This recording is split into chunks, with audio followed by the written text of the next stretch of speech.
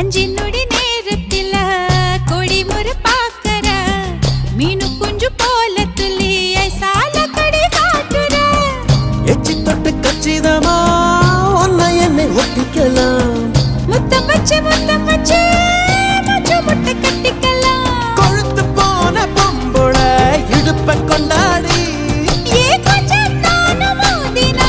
தவிப்பத்தின் தாடி